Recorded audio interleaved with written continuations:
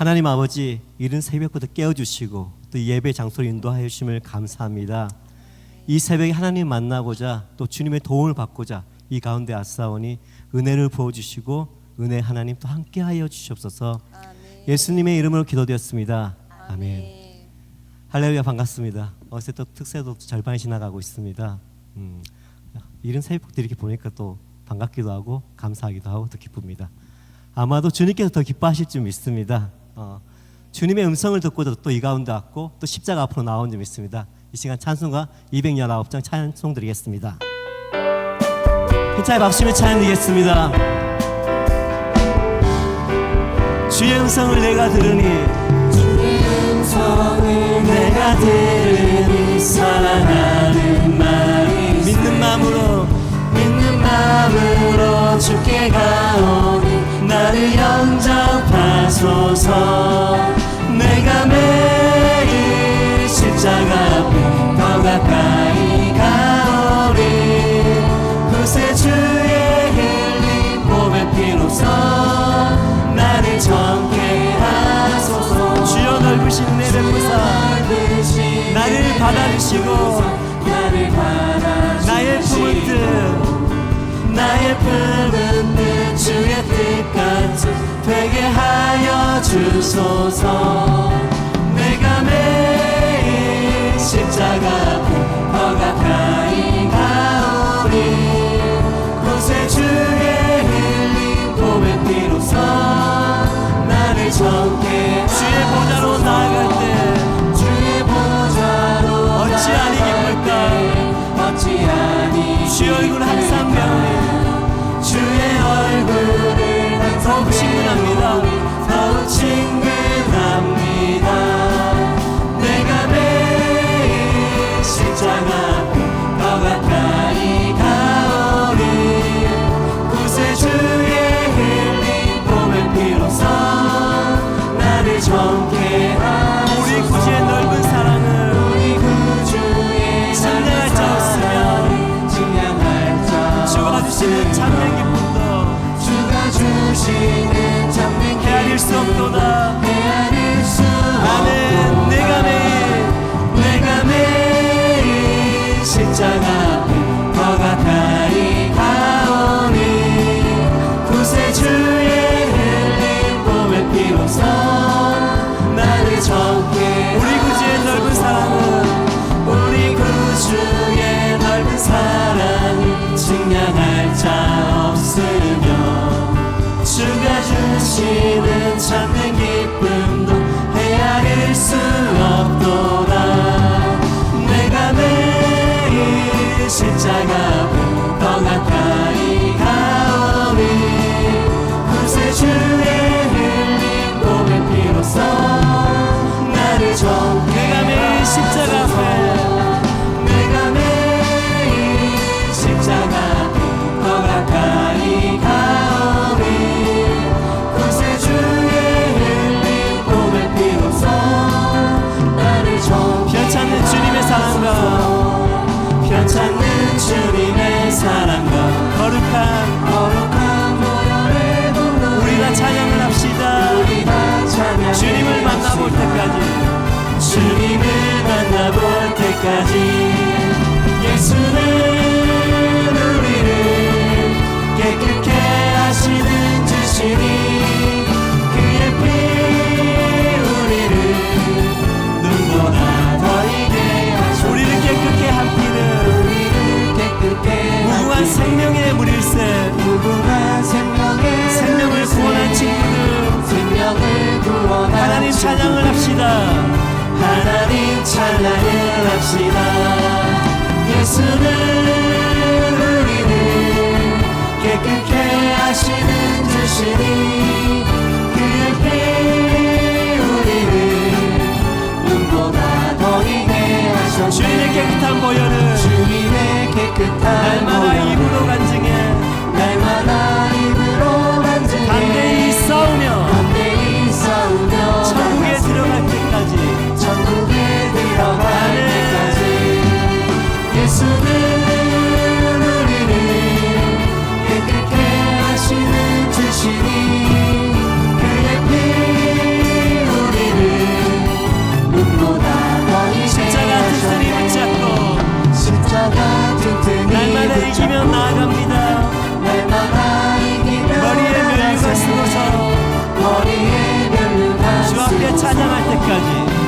앞에 찬양할 때까지 예수는 우리를 깨끗게 하시는 주시니 그의 피 우리를 눈보다 더 십자가 희게 튼튼히 붙잡고 십자가 튼튼히 날마다 이기며 나가기 원합니다. 날마다 이기며 나가세 우리의 승리의 면류관 쓰고서 주 앞에 찬양할 때까지 주 앞에 찬양할 때까지 예수는 우리를 깨끗게 하시는 주시니 그의 피 우리를 눈보다 예수는 더 우리를 희게 하셨네 예수는 우리를 깨끗게 하시는 주시니 그의 피 우리를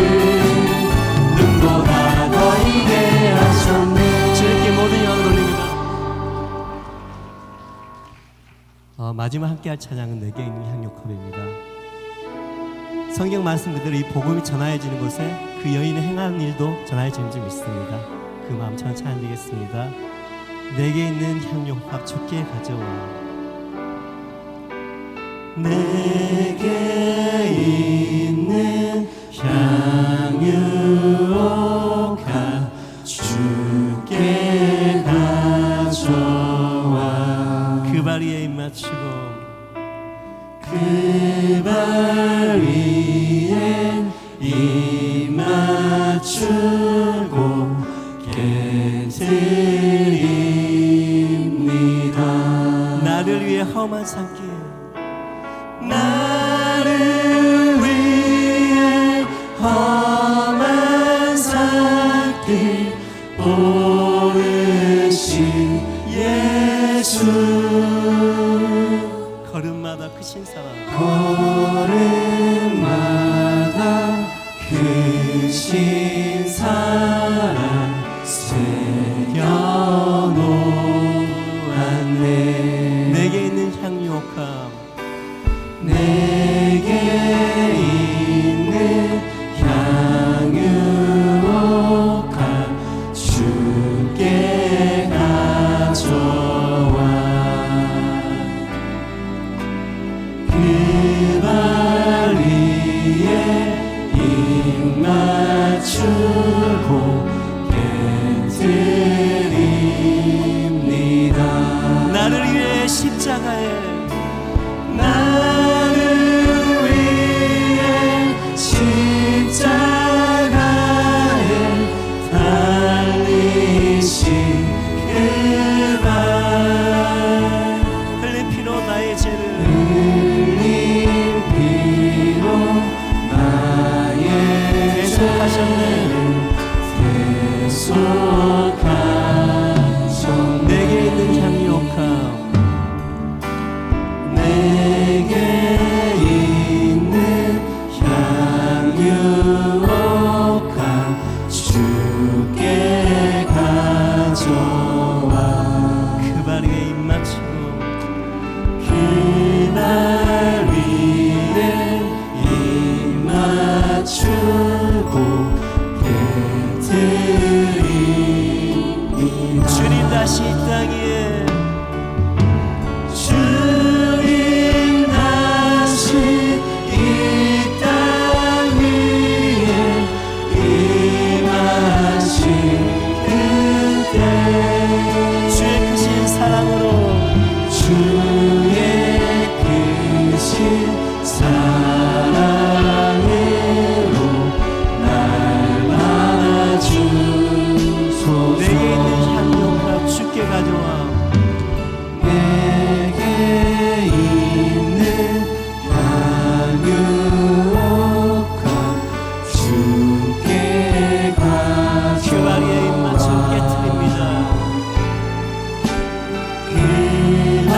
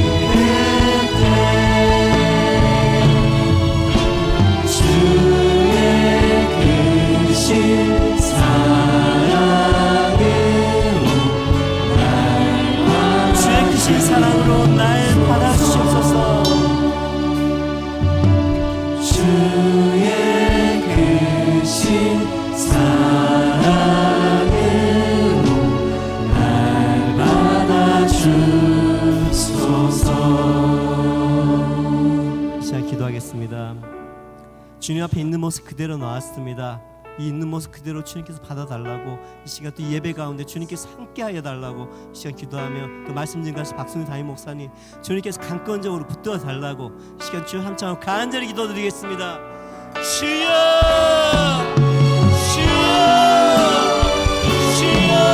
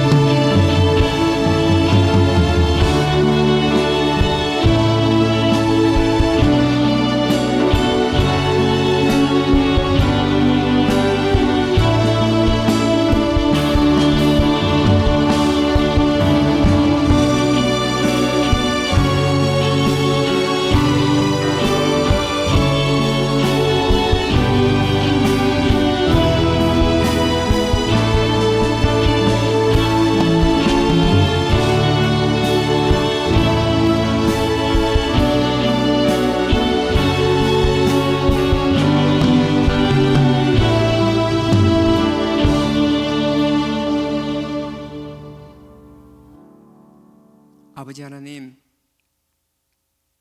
우리의 마음을 뺏는 것이 참으로 많은데 그 가운데서도 아버지 사랑케 하심을 감사합니다. 흔들리지 않고 아버지 앞에 나오게 하심을 감사합니다. 아버지께서 우리의 믿음 든든히 붙잡아 주시옵소서. 사랑이 넘치게 하여 주시옵소서. 소망 가운데 인내하는 저희들 되게 하여 주시옵소서. 아버지께서 우리의 길을 열어주시고 우리의 모든 기도를 들으시고 응답하여 주시옵소서. 아버지만이 이 자리에 주인 되어 주시옵소서. 성령님을 보내어 그 도움으로 함께 살아나가는 저희들 되게 하여 주시옵소서. 예수님의 이름으로 감사하며 축복 기도 드렸사옵나이다. 아멘.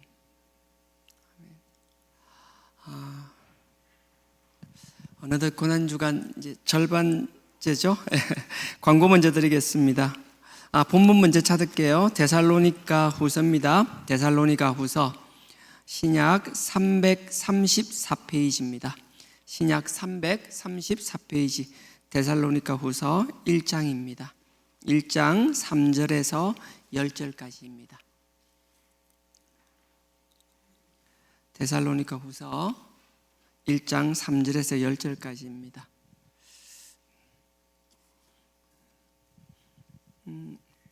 광고 먼저 드리겠습니다. 특세 기간이라서 저희 처음 하는 특세라서 저희들 준비하는데 좀 부족한 것도 많았고요. 그래도 우리 예배 마치고 카페에서 이렇게 우리 뭐라 그랬나, 아침에 뭐 조찬이라고 해야 되나요? 하고 있잖아요. 그래서 오시는 분이 이렇게 많지는, 작은 것도 아니죠. 꽤 오시는데 그래도 그냥 가시는 분들이 많아서 어떡하냐 물어보니까 또 마치고 앞에서 이렇게 뭘 나눠준다라고 그러더라고요. 그래서 가능하면 받아가실 수 있는 분들은 받아가시고, 또 가능하신 분들은 카페 와서 같이 식탁 교제도 나누시기를 부탁드립니다. 그리고 특세 기간이라서 수요 예배를 제가 그랬어요. 수요 예배를 특세 기간이니까 그 간단하게 개인 기도회로 하면 어떻겠냐라고 제가 제안을 했었습니다. 지금 모임 때. 그래서 수요 예배도 그냥 개인 기도로 하면 어떻겠냐. 어차피 특세 중이니까. 그리고 금요철야 같은 경우에도 기존의 문사부 이렇게 준비 찬양하고 이렇게 말고 그냥 금요철은 내가 하긴 하는데 그냥 약식으로 하면 어떻겠냐. 준비 찬양 없이 그냥 찬송 한두 개 부르고 예배드리고 그 합심기도 하는 것보다는 개인 기도로 하면 어떻겠냐라고 이렇게 제안을 했습니다. 그래서 제안을 하면 저는 흔쾌히 받아줄 줄 알았는데 너무 감사하게 우리 박 목사님하고 송강도사님이 아니다고 자기들이 말씀 준비되어 있다고 하겠다라고 그렇게 얘기하시더라고요. 그래서 하여튼 수요 예배도 드리긴 드립니다. 드리는데 단 수요 예배를 개인 기도회 안 하고 예배는 드리는데 앞에 준비 찬양하던 거 있잖아요. 그거 없이 그냥 이렇게 새벽 예배 하듯이 이제 그런 식으로 예배를 드릴 거고요. 철야 예배도 드리긴 드리는데 문사부 너무너무 하고 싶은데 그죠? 그래서 철야 그 문사부 그 없이 그냥 약식으로 말씀하고 개인 기도회 하도록 그렇게 할 생각입니다. 꼭 참조해 주시고 철야 예배 때 왔는데 왜 앞에 찬양 있니 없니 그렇게 안 했으면 감사하겠습니다. 자, 오늘 말씀 데살로니가 후서 1장 3절에서 10절까지입니다. 한 절씩 교독하도록 하겠습니다. 형제들아, 우리가 너희를 위하여 항상 하나님께 감사할지니 이것이 당연함은 너희 믿음이 더욱 자라고 너희가 다 각기 서로 사랑함이 풍성함이며 그리고 너희는 참는 모든 핍박과 환난 중에서 너희 인내와 믿음을 인하여 하나님의 여러 교회에서 우리가 친히 자랑함이라.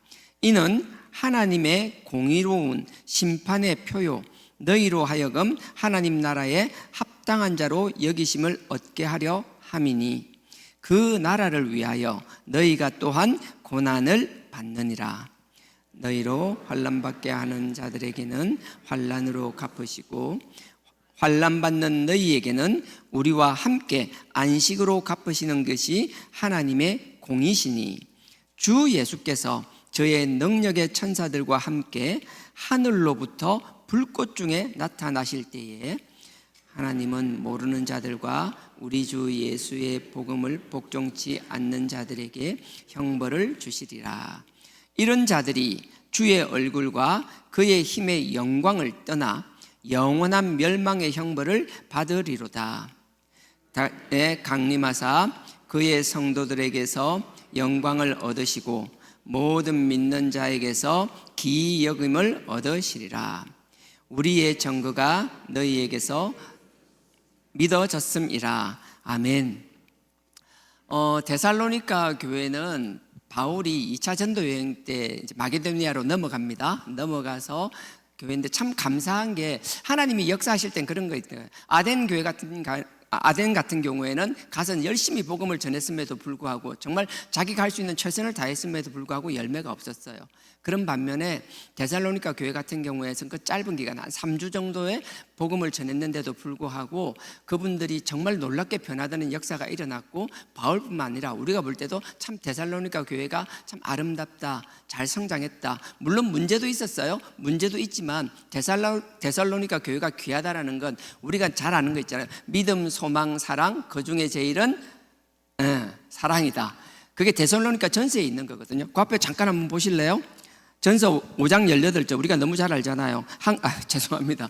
내가 잠이 들 깬 거야. 아니 안 잤는데 항상 기뻐하라. 쉬지 말고 기도하라. 범사에 감사하라입니다. 예.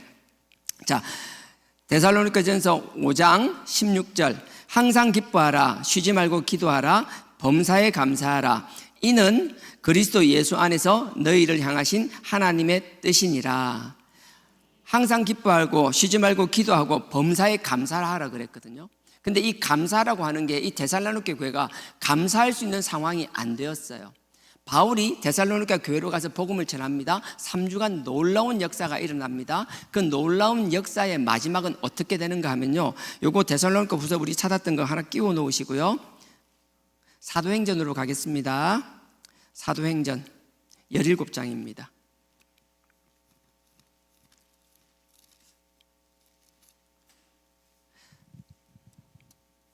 사도행전 17장입니다. 제가 뒤에서 이제 모니터로 이렇게 보고 있는데, 이렇게 우리 문사부 있잖아요. 이전 집사 있고 뒤에 이제 예찬이가 있는 게 보이더라고요. 지난번에도 그렇고 처음도 아닌데 오늘은 그런 느낌이 참 많이 들더라고요. 하나님 참 감사합니다. 엄마랑 아들, 그리고 나중에 언젠간 이게 3대가 함께 주님 앞에서 이렇게 봉사할 수 있는 게 있으면 너무 부담스러워. 그때까지 이전 집사 앉아있기에는, 아니 뭐 하여튼 꼭 이전 집사 아니라 누구라도 성가대는 가능할 거 아닙니까? 그죠? 뭐 성가대든 어찌됐든 간에 좀 이제 그랬으면 좋겠다는 생각이 드는 거예요. 요즘은 나이가 들어도 저도 그렇지만 60 바라보는 나이지만 예전처럼 그렇지가 않잖아요. 이제 정년도 60에서 65세로 또 바뀐다는 얘기가 나오더라고요.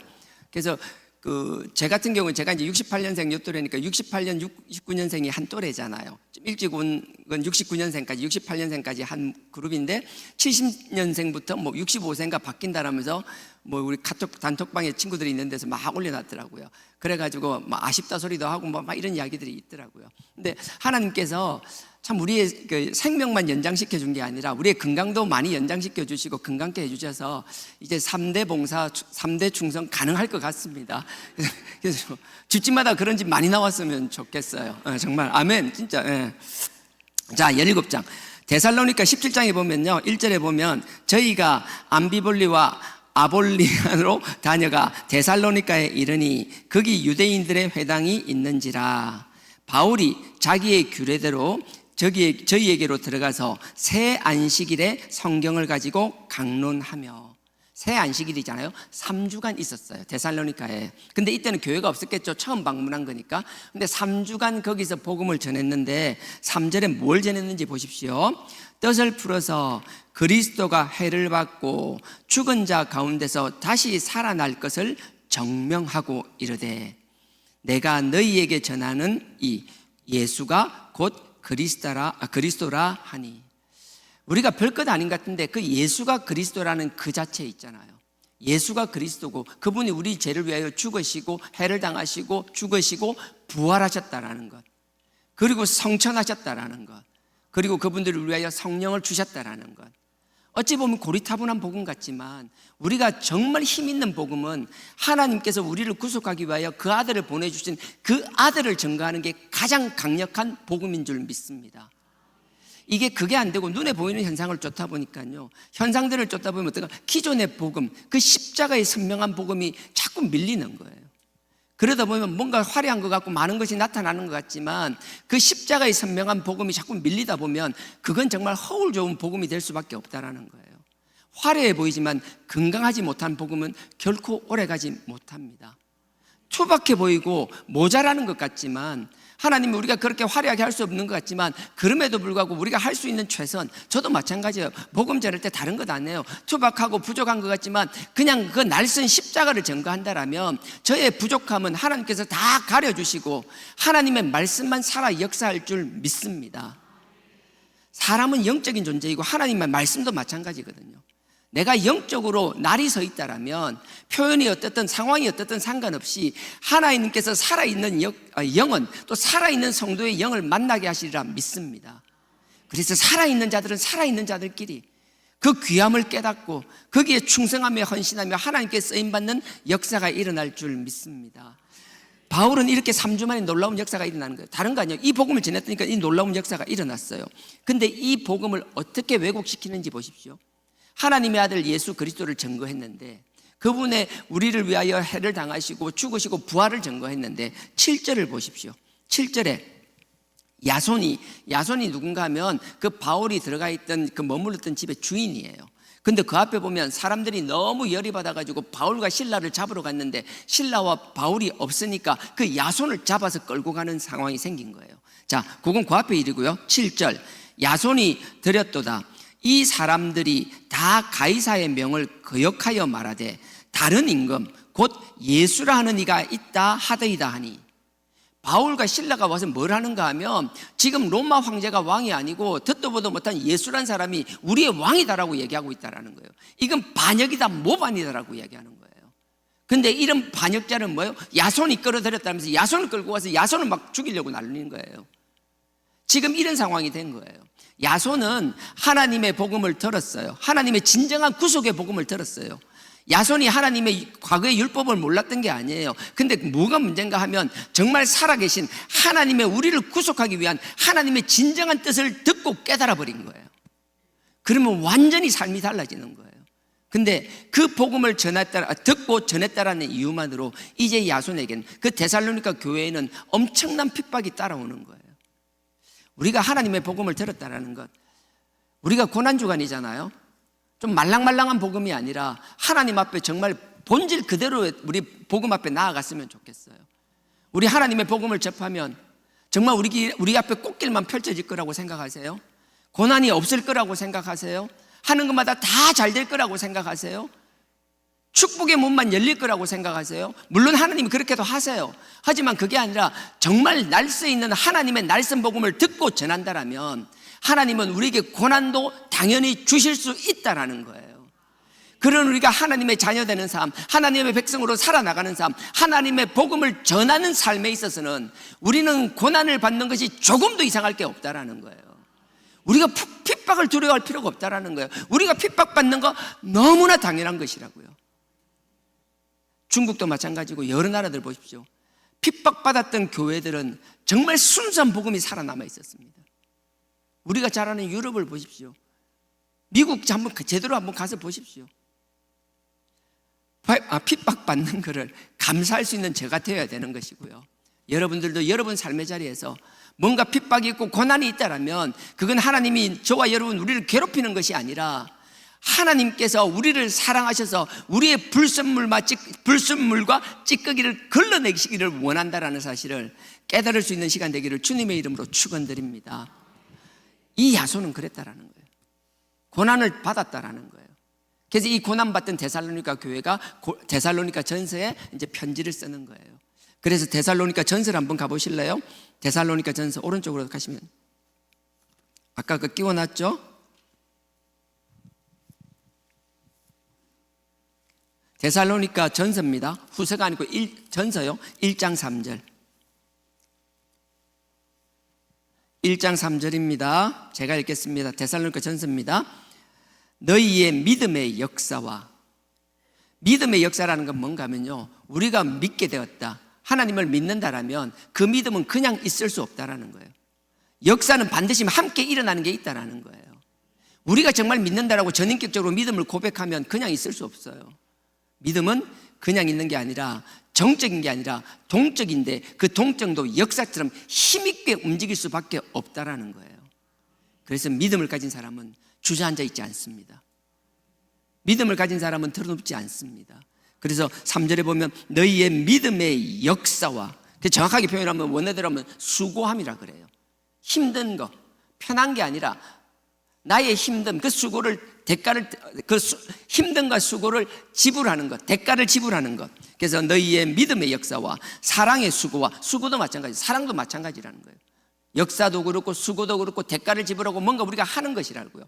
그래서 믿음이 나오고 그 다음에 사랑이 나오고 수고와 우리 주 예수 그리스도에 대한 소망의 인내를, 믿음, 사랑, 소망이 다 나오는데 결국은 인내도 마찬가지고 역사도 마찬가지고 수고도 마찬가지고, 믿음, 소망, 사랑을 우리에게 주신다라면, 복음을 가운데 우리가 믿음과 소망과 사랑을 가지게 된다라면 결코 우리는 주저앉아 있는 존재가 될 수 없다라는 거예요.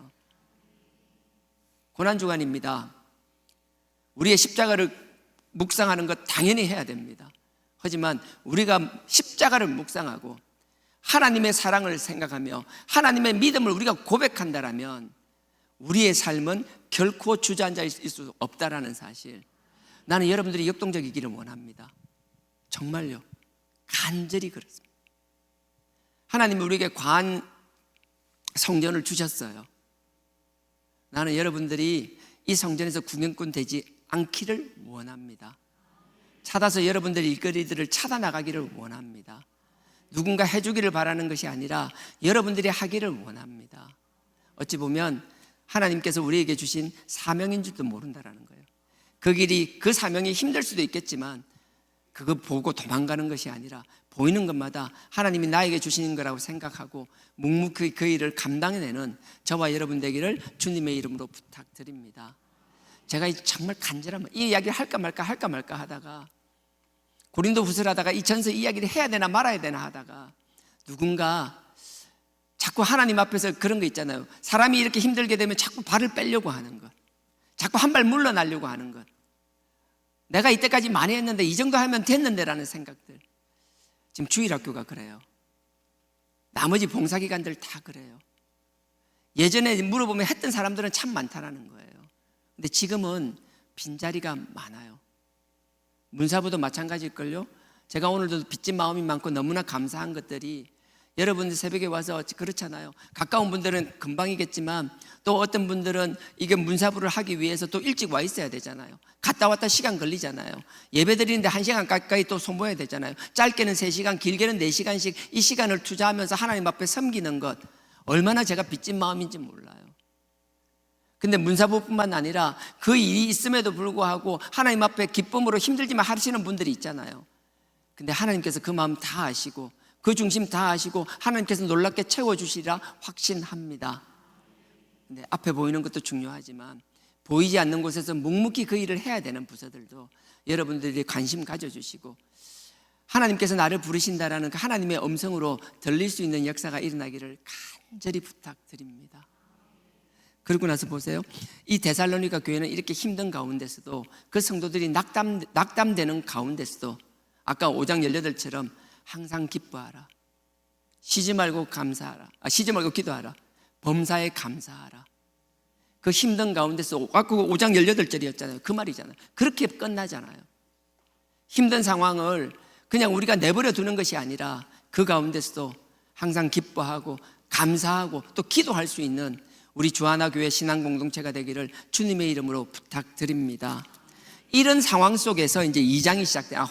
죄송합니다. 제가 완전 말이 지금 후서가 시작됩니다. 데살로니가 후서 1장 3절 제가 읽겠습니다. 형제들아 우리가 너희를 위하여 항상 하나님께 감사할지니 이것이 당연함은 너희의 믿음이 더욱 자라고 너희가 각각 서로 사랑함이 풍성함이며. 보세요. 바울이 뭔가 감사하는 게 있는데 3가지인데 일단 앞에 2가지만 제가 이야기하겠습니다. 형제들아 우리가 너희를 위하여 항상 하나님께 감사할지니. 바울이 데살로니가 그 힘든 교회 성도님들을 바라보며 하나님께 감사한다고 그랬어요. 저도 우리 주하나교회 성도님 여러분들의 그 삶과 여러분들의 그 신앙, 하나님을 바라보는 그 믿음을 바라보고 하나님께 감사할 수 있으면 좋겠어요. 그냥 와서 말씀만 듣고 개인 신앙으로 만족하는 것이 아니라 뭔가 하나님이 주어진 그 환경 속에서 여러분들의 삶의 자리에서 여러분들의 역할들을 찾아 나가는 것. 그게 쉽고 좋고 편안한 게 아니라 따뜻한 상황이 아니라 거친 광야 같고 힘든 상황이지만 그럼에도 불구하고 여러분들이 그 사역들을 감당해내는 것. 바울은 이 상황에서 어려운 상황에서 데살로니가 교회를 바라보면서 아까 찾아서 읽진 않았지만 사도행전 17장에 보면 바울이 그냥 거의 버선발로 도망 나오듯이 급하게 도망 나와요. 얼마나 다급하게 그 데살로니가에서 도망 나오는지 몰라요. 그렇게 혼자 빠져나오고 그 성도들을 남겨둔 데살로니가에 대한 그 빚진 마음이 있는데도 불구하고 그 남겨진 성도들은 너무나 잘하고 있었다라는 거예요. 그래서 감사하다고, 항상 하나님께 감사하다라고 얘기하는 거예요. 근데 그 감사의 조건이 보세요. 그 다음에 이것이 당연함은 너희의 믿음이 더욱 자라고. 내가 정말 도망 나오듯이 나왔는데 너네들이 사람에 묶여 있는 것이 아니라 바울과 실라 우리에게 묶여 있는 것이 아니라 우리가 복음을 던지고 갔더니 우리가 없음에도 불구하고 너네들이 그 복음을 붙잡고 하나님을 바라보며 믿음이 성장하는 모습을 내가 바라볼 때 얼마나 감사한지 모른다라는 거예요. 여러분들이 누군가에게 깨달음을 주는 사람이 있을 수 있습니다. 처음에 여러분들 든든하게 세우는 사람이 있을 수는 있습니다. 하지만 그것은 처음에 과정일 뿐이고 그 다음부터는 여러분들 스스로 하나님의 음성을 사모해야 되는 것이며 하나님과의 관계를 세워나갈 수 있기를 주님의 이름으로 축원드립니다. 믿음은 끊임없이 여러분들이 성장시켜야 되는 것이라고요. 그래서 마태복음 8장도 그렇고요, 누가복음 7장에도 보면 그 백부장 이야기가 나오잖아요. 그 백부장이 예수님께서 뭐라고 그러세요? 많은 유대인 중에서 이만한 믿음이 없도다. 이보다 큰 믿음을 내가 본 적이 없도다. 그렇게 말씀하실 때 그 내용이 뭐예요? 우리가 너무나 잘 알잖아요. 자기 하인이 그 뇌출혈로 인해서 몸이 중풍병이 들었는데 그 하인을 위해서 예수님께 다가오는 거잖아요. 예수님께서 그 팔복산에서 산상수훈을 설교하십니다. 산상수훈을 말씀하시고 나서 그걸 마치고 이제 갈릴리로 내려오는 거예요. 내려오다 이제 가브나움에 들어올 때쯤, 그 가브나움에 들어오자마자 백부장이 탁 나타나서 뭐라 그래요? 나의 종이 중풍병으로 쓰러져 있는데 고쳐달라는 거예요. 예수님께서 흔쾌히 고쳐주시겠다고 하셨어요. 그때 백부장이 뭐라고 그래요? 아니, 그럴 필요 없다라고. 나도 수아를 데리고 있지만 그냥 말씀만 하시라고. 명령만 하면 된다라고.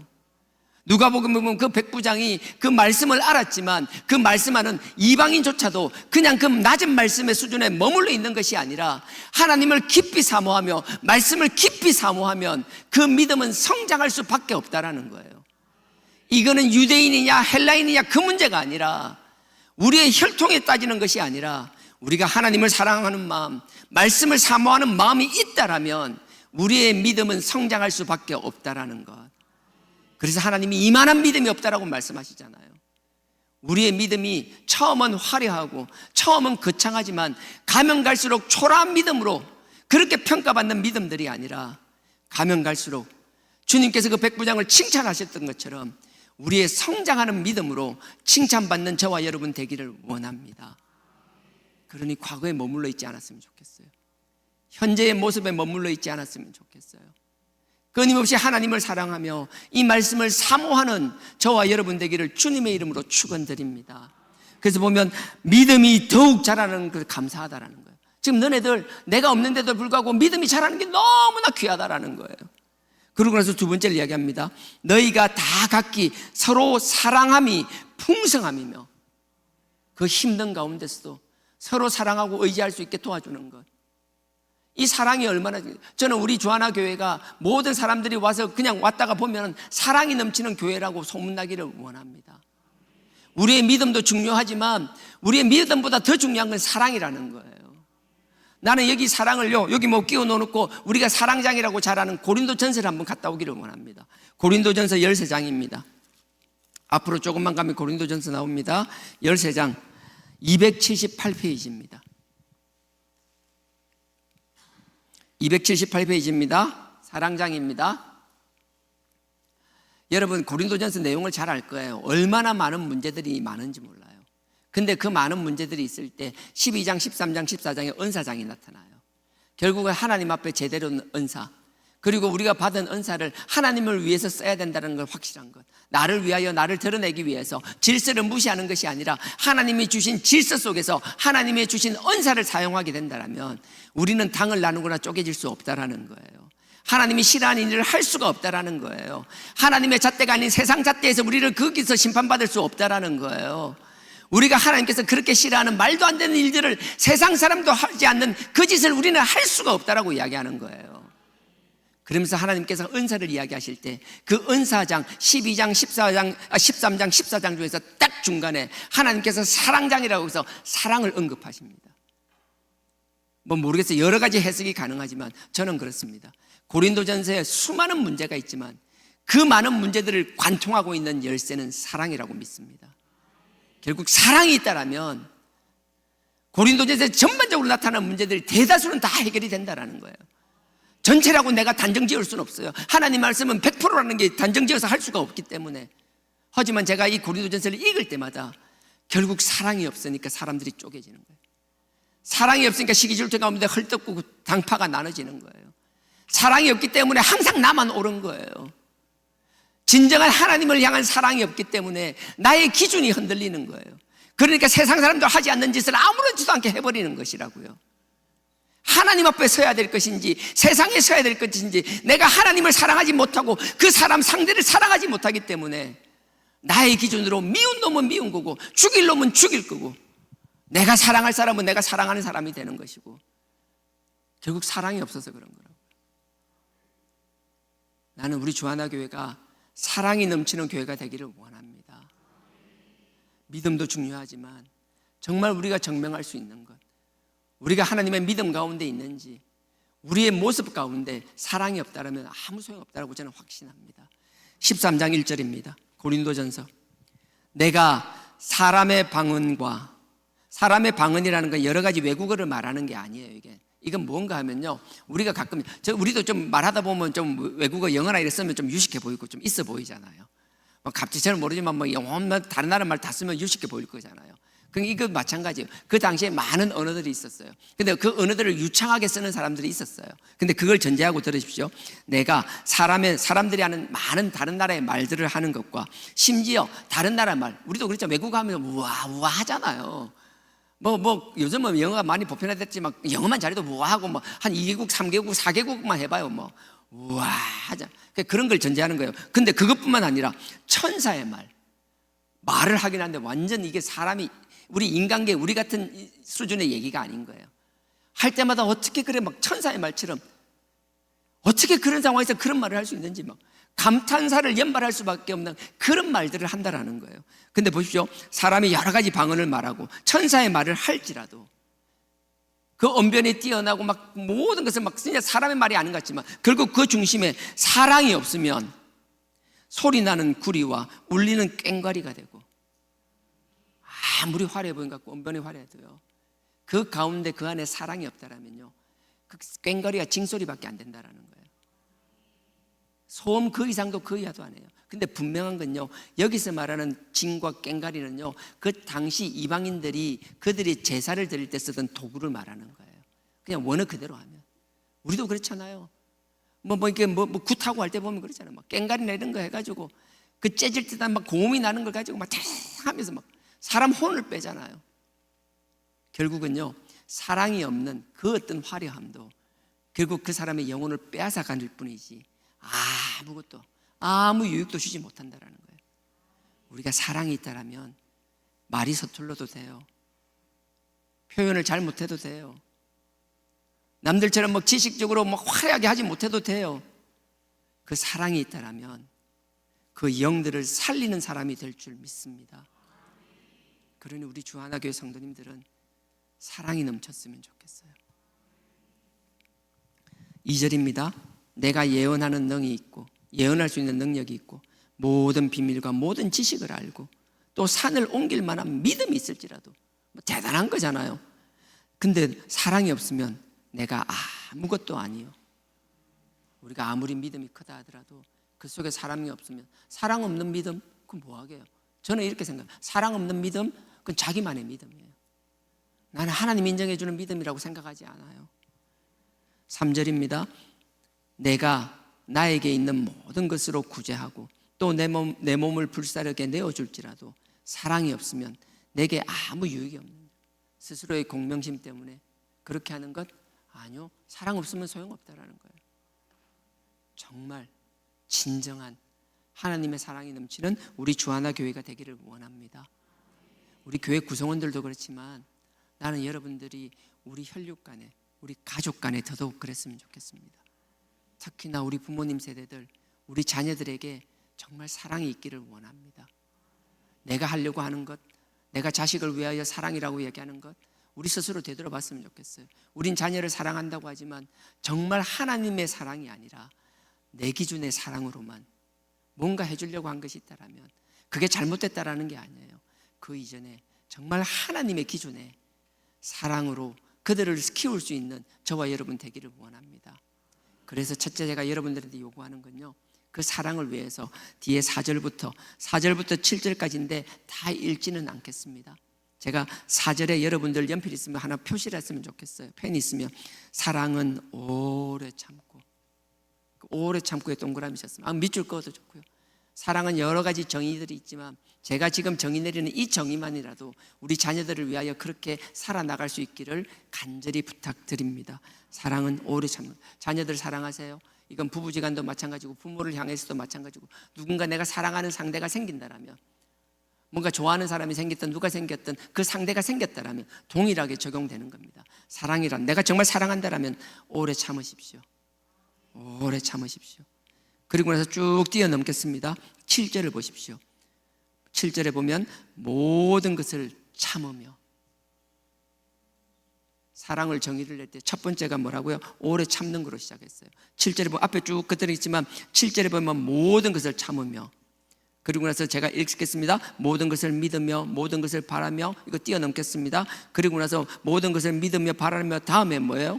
견디느니라. 사랑을 정의할 때 처음에 오래 참음으로 시작합니다. 그리고 나서 7절에 참고 마지막에 견디느니라. 여러 가지가 있지만 정말 우리 자녀 사랑하세요? 내 기준의 사랑이 아니라 이 기준을 우리 자녀에게 적용시킬 수 있어야 돼요. 자녀를 보며 조급해하지 마십시오. 내가 하나님을 향한 믿음이 확실하다라면, 자녀를 진정으로 사랑하고 기도하고 있다라면, 내가 할 수 있는 최선을 다했다라면 그 다음에 하나님께 맡기는 것이고, 그 다음에 우리가 해야 될 자세는 참고 오래 참는 거예요. 그러면서 또 참는 거예요.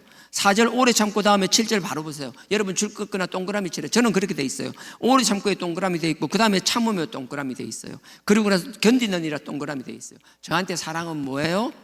오래 참고 참으며 견디느니라.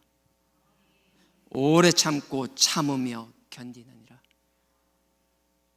하나님께서 우리에게 사랑의 대상을 주셨다라면 누구도 예외 없이 이 마음가짐으로 상대를 바라보며 그렇게 자세를 견지해야 될 줄 믿습니다. 자녀를 향하여 오래 참고 견디십시오. 남편을 향하여 오래 참고 견디십시오. 부인을 향하여 오래 참고 견디십시오.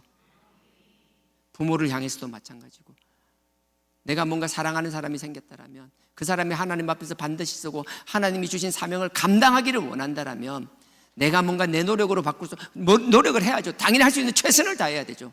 하지만 그것으로 끝나는 것이 아니라 여기 말씀대로 오래 참고 참으며 견디느니라.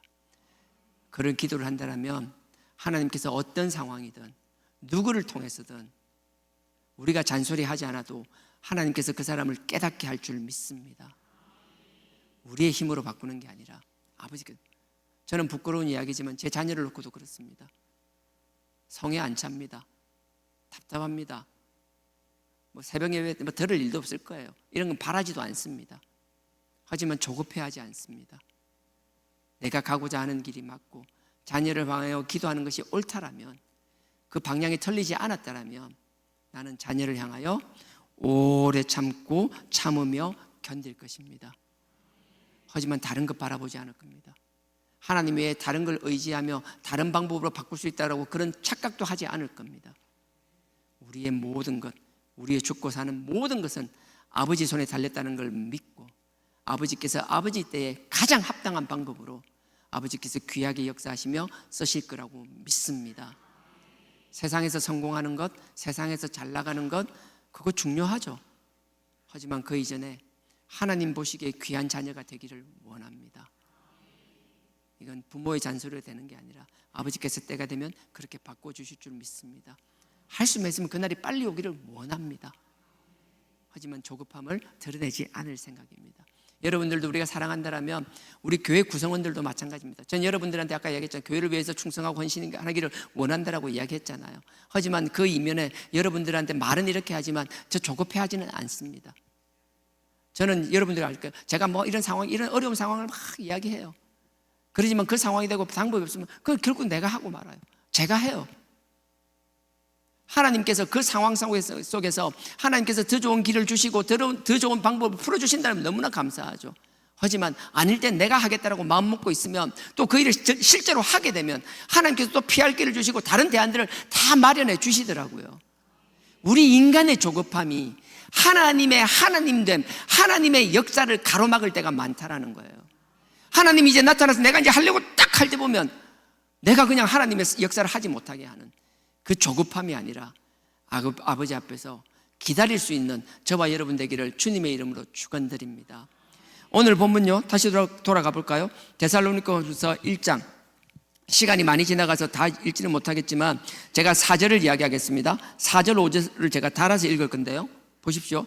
4절에 그리고 너희의 참는, 여기 또 인내가 나와요. 참는은 인내를 말하는 거예요. 너희의 인내는 모든 핍박과 환난 중에서, 이 핍박은 뭔가 하면요, 사람이 사람을 핍박하는 거예요. 우리 그거 아세요? 환경이 아니라 누군가 이상하게 막 한 사람, 나를 괴롭히는 사람이 있어요. 이게 막 사냥꾼처럼 막 쫓아오면서 나를 괴롭히는 사람이 있어요.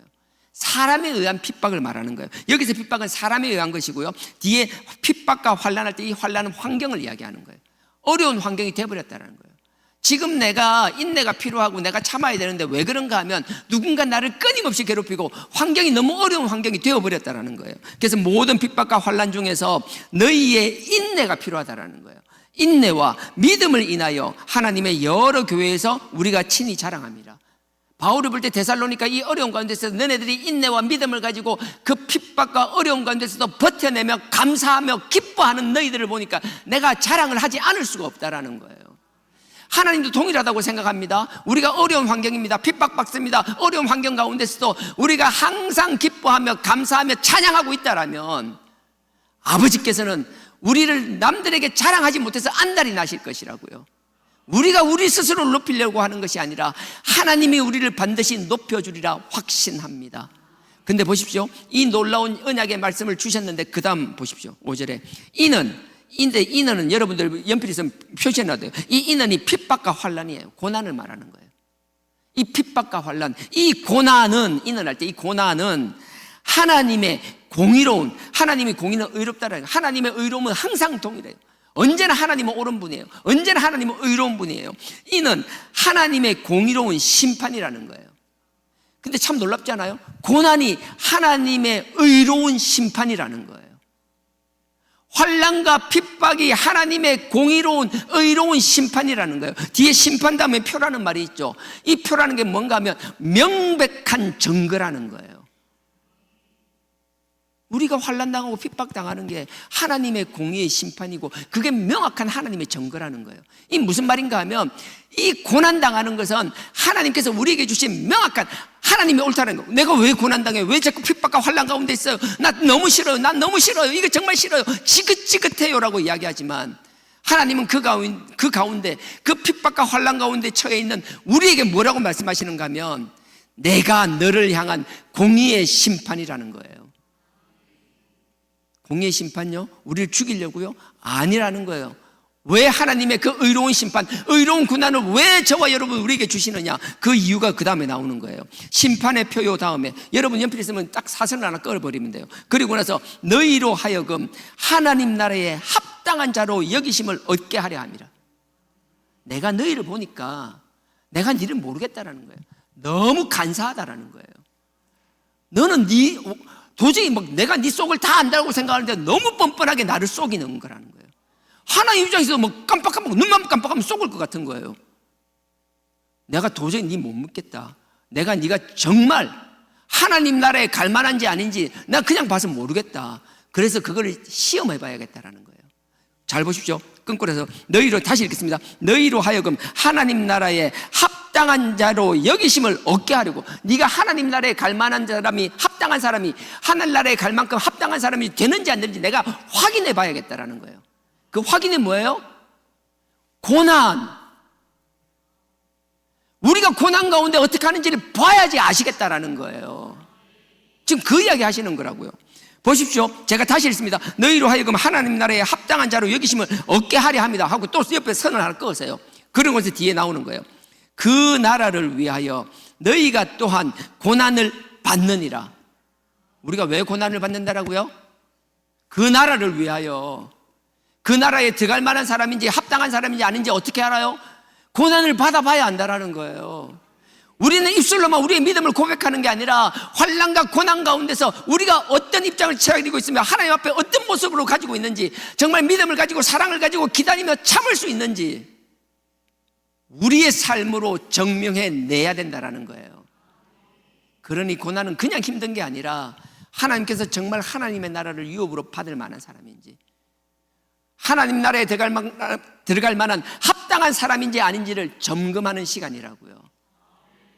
모르고 고난을 당하면 정말 죽을 것 같은 고난이고요. 알면 이 고난 가운데 하나님 앞에 나의 믿음을 보여줄 수 있고 믿음을 드러낼 수 있는 기회인 것이고요. 똑같은 고난입니다. 누군가는 죽겠다고 아우성치며 도망갈 생각만 하고 있습니다. 누군가는 하나님이 나의 믿음을 시험한다 생각하고 그 시험을 달게 받으며 할 수 있는 최선을 다하여 시험을 임하는 사람, 완전히 결과가 달라진다는 거예요. 이 고난주간 우리를 위하여 마지막 피 한 발까지 흘리고 온갖 조롱과 멸시 다 당하시고 그 십자가를 감당하시고 우리 죄를 구속하신 그 주님, 그 주님이 지금 우리에게 무엇을 원하는지. 그러니 어렵다고 해서 자꾸 도망갈 생각하지 않았으면 좋겠습니다. 하나님께서는 이렇게 고난을 그냥 의미 없는 게 아니라 명확한 명확한 증거로 삼으셨다는 거예요. 누구도 바꿀 수 없다는 것. 그 사실을 잊지 않는 저와 여러분 되기를 원합니다. 그래서 6절에 보십시오. 고난을 그 나라를 위하여 너희가 또한 고난을 받는다. 이렇게 5절이 끝납니다. 그래서 6절을 보십시오. 하나님께서 이렇게 고난을 우리에게 말씀하시고 나서 우리를 위로해 주시는데 뭐라고 위로하시는가 한번 보십시오. 지금 우리가 고난 당하고 있어요. 고난 가운데 있습니다. 고난 가운데 있는 사람들이 6절에 너희로 환난받게 하는 자들에게는 환난으로 갚으시고, 우리를 지금 우리가 시험 당하고 있잖아요. 근데 우리 시험 당할 때 우리를 환난 가운데, 우리 고통 가운데 내몰고 있는 그 악한 사람들이 있을 거 아니에요. 하지만 그 고난의 시간, 하나님이 시험이 끝나고 나면 우리를 괴롭히던 그 사람을 하나님이 그냥 두지 않는다라는 거예요. 6절, 너희로 환난받게 하는 자들, 너희를 지금 괴롭히는 그 사람들, 그러니까 그 놈들이죠. 그 놈들을 내가 환난으로 갚아버리겠다라는 거예요. 그리고 7절 보십시오. 환난받는 너희에게는, 그리고 그 고난을 버텨낸 너희에게는 내가 뭐라고 하는 7절에 너희에게는 우리와 함께 나와 함께 안식으로 갚을 것이니 평안을 주시겠다라는 거예요. 이게 말하는 하나님이, 이게 나의 공의, 하나님의 공의라는 거예요. 그러니 여러분들은 이 하나님의 공의 안에 들어가는 의미 없는 고난주간이 아니라 하나님을 묵상하며 그 하나님의 뜻에 순종하신 주님을 묵상하며 주님의 그 보혈 십자가를 묵상하며 이 하나님의 공의가 우리에게 이루어지게 하여 달라라고 기도할 수 있는 저와 여러분 되어야 될 줄 믿습니다. 이 하나님의 공의가 우리 가운데 이루어지게 되면 12절 보십시오. 1장 12절에 어떻게 되는지. 우리 하나님과 주 예수 그리스도의 은혜대로 우리 주 예수의 이름이 너희 가운데서 영광을 얻으시고, 하나님은 우리 가운데서 영광을 얻기를 원하십니다. 우리는 삶으로 하나님께 영광 돌려야 됩니다. 그리고 나서 보십시오. 너희도 그 안에서 영광을 얻게 하려 함이니라. 우리가 삶으로 하나님께 영광 돌리면 하나님도 그 안에서 우리에게 영광을 돌려주신다라는 거예요. 이 하나님의 공의가 그냥 문자로 끝나는 것이 아니라 우리 가슴에 새겨지며 우리의 삶에 적용되기를 원합니다. 사랑하는 삶. 누가 보더라도 우리 주하나교회를 스치고 지나간 사람들이 주하나교회는 사랑이 넘치는 교회다. 그냥 외형적인 사랑이 아니라 우리는 이해할 수 없는, 그 우리가 말로 설명할 수 없는 깊이가 있는 사랑의 공동체라는 것. 그런 공동체로 거듭나고 하나님 앞에 영광 돌리는 우리 주하나교회가 되기를 주님의 이름으로 축원드립니다. 네. 찬양 드리겠습니다.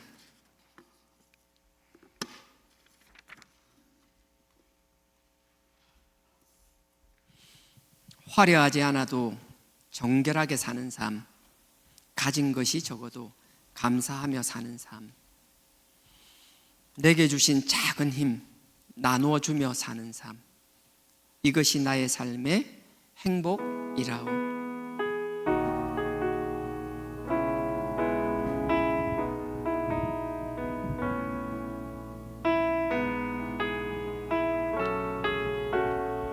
화려하지 않아도 정결하게 사는 삶, 가진 것이 적어도 감사하며 사는 삶, 내게 주신 작은 힘 나누어주며 사는 삶, 이것이 나의 삶의 행복이라오. 눈물 날 일 많지만 기도할 수 있는 것, 억울한 일 많으나 주를 위해 참는 것, 비록 짧은 작은 삶, 주 뜻대로 사는 것, 이것이 나의 삶의 행복이라오. 이것이 이것이 행복이라오. 세상은 알 수 없는 세상은 알 수 없는 하나님 선물. 이것이 행복이라오.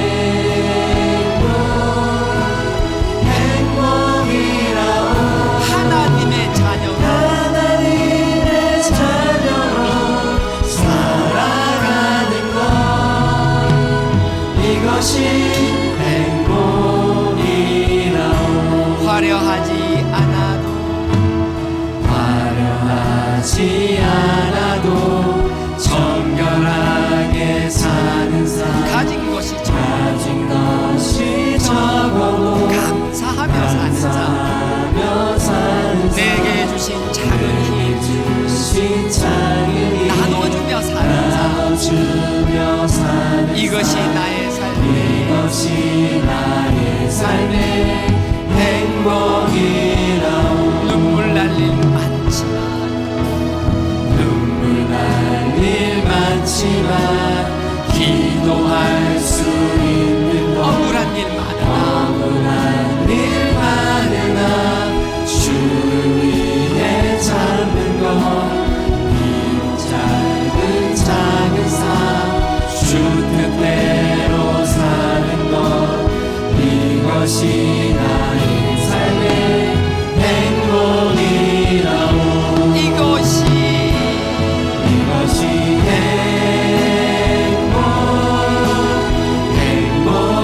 행복이라오. 세상은 알 수 없는 하나님 선물, 이것이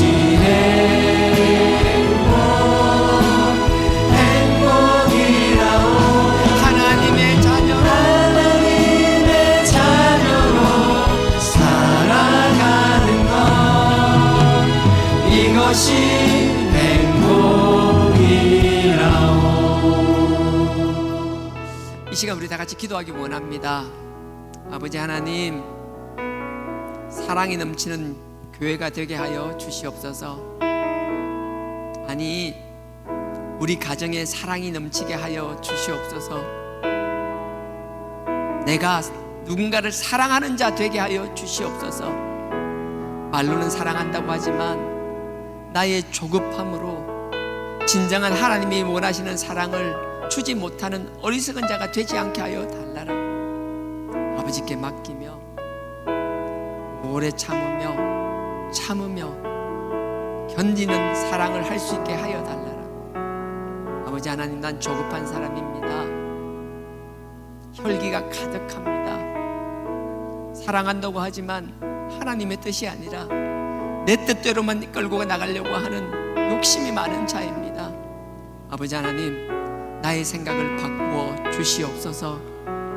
아버지께 온전히 맡기니 아버지께서 그 영혼 책임져 주시고 변화시켜 달라라고 아버지께서 반드시 그렇게 하실 줄 믿사오니 우리의 사랑을 받는 그 자도 또 사랑하는 자 되게 하시고 아버지를 위하여 귀하게 쓰임받는 자 되게 하실 뿐만 아니라 우리 주하나 교회도 아버지 앞에 든든히 서는 교회가 되게 하여 달라라고 이 시간 나같이 주의 삼창 드리시고 기도하시겠습니다. 주여 주여 주여.